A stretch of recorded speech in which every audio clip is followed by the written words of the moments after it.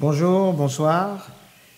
En lisant Jacques 5, versets 7 à 11.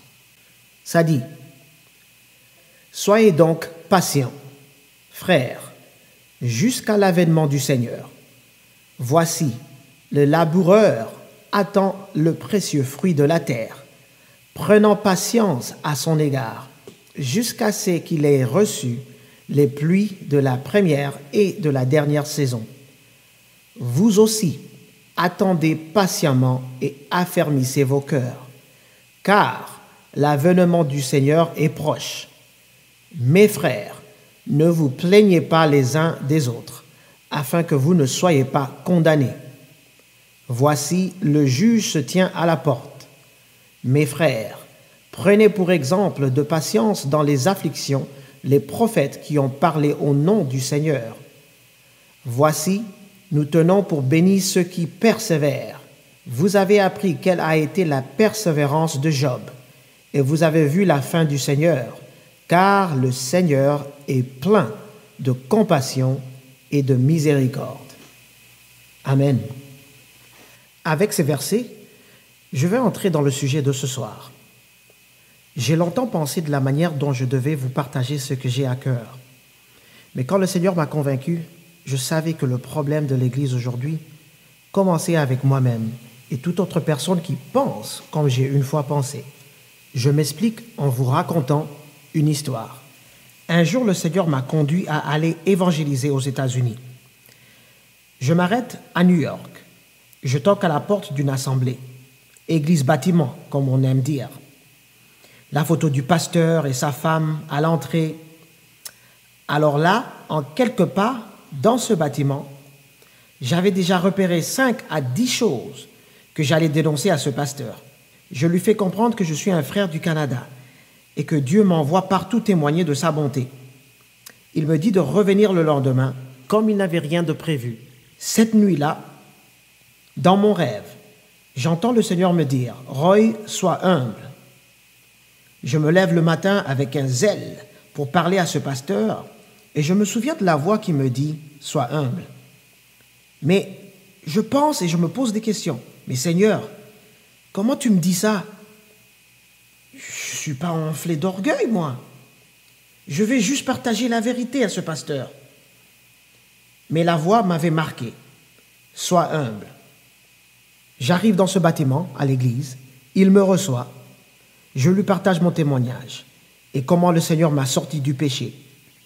Mais l'un de ces péchés, il n'était pas d'accord que c'était un péché.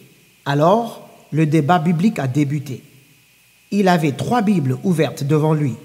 Moi, j'en avais 2. On a débattu de 11h du matin à 21h. Et on n'était toujours pas en accord. Mais les paroles du Seigneur me rappelaient d'être humble tout le long de notre débat.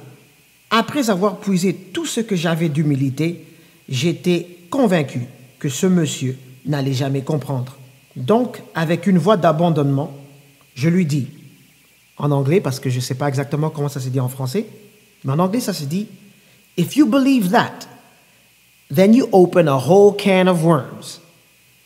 Si je le traduis directement en français, c'est pour dire « Si vous croyez cela, vous ouvrez toute une boîte de vers de terre. » En gros, c'est pour dire « Il n'y a jamais de fin dans tout ça. » C'est là qu'il me dira « Jeune homme, ce que tu viens de dire là, attends. » En voyant le regard sérieux sur son visage, je savais qu'il y avait quelque chose qui s'était passé.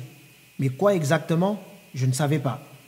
Il dira encore « Ce que tu viens de dire. » Je lui dis « Quoi, à propos des vers de terre ?»« Yes, il dit. » J'étais totalement perdu.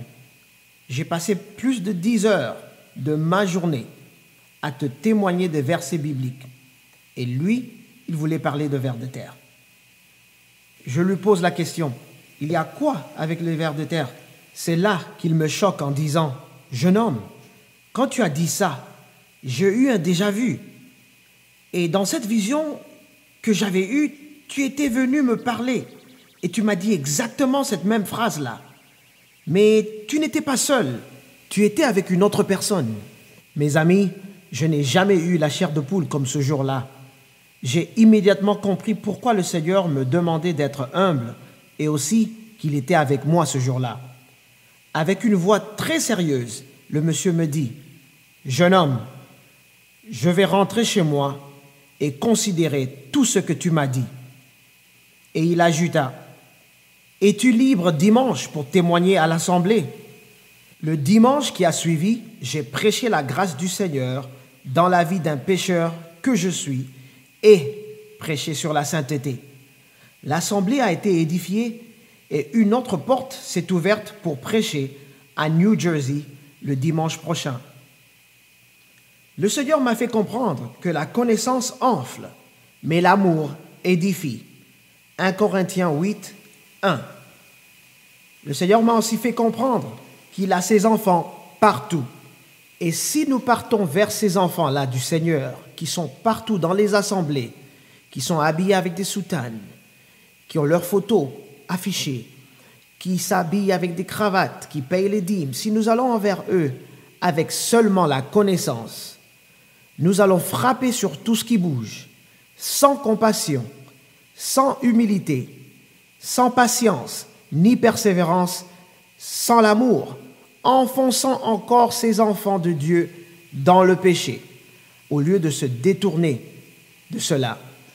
Alors que notre Seigneur, qui est notre paix, lui qui de deux en a fait un et qui a renversé le mur de séparation, moi, je me t'ai retrouvé à rebâtir ce mur de séparation.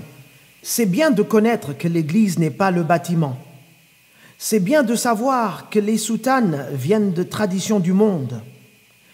C'est bien de connaître que la dîme n'est pas d'actualité. C'est bien de savoir que Jésus seul est notre pasteur, pas un homme. Mais si avec toute cette connaissance, je manque l'amour, tout cela ne vaut plus rien du tout. Donc, l'Église doit faire l'effort de chercher à connaître cet amour-là. Je vous laisse avec Luc 7, verset 47. Ça dit, « C'est pourquoi je te le dis, ses nombreux péchés ont été pardonnés, car elle a beaucoup aimé. Mais celui à qui on pardonne peu, aime peu. » Par ça, le Seigneur me fait comprendre que le degré d'amour ou la grandeur de ton amour que tu auras va dépendre de ta compréhension du poids du péché que le Seigneur t'a pardonné. Alors ma question à l'Église est celle-ci. Réalises-tu le poids du péché que le Seigneur t'a pardonné? Évalue ton amour et tu le sauras. Merci et j'espère que ça a été une bénédiction pour vous. Je prie que l'amour du Seigneur soit notre force en tant que corps du Christ. Partout, tous les enfants, partout où ils sont, que l'amour soit notre force. Soyez bénis.